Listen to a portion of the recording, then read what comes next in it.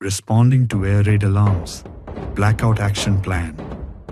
When life feels peaceful, families dining, children playing, markets buzzing, it's easy to forget how fragile that peace is.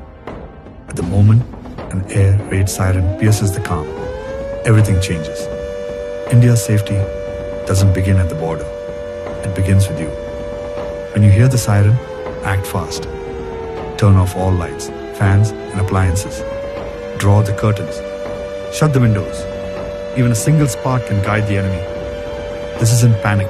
This is preparedness. The strength of a nation that knows how to protect its own.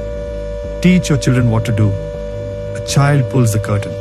A teen helps their grandparents turn off the lights. A family sits in silence, calm, composed, ready. Across the city, the spirit awakens. Volunteers check rooftops for light leaks. Women check on elderly neighbors. Soldiers at the border, calm, alert, unwavering. This is India. Every home, a fortress. Every citizen, a shield. In darkness, we don't hide, we unite. From cities to villages, a quiet blackout spreads. Not out of fear, but love. Love for country, love for each other, and belief that in every test, India stands tall.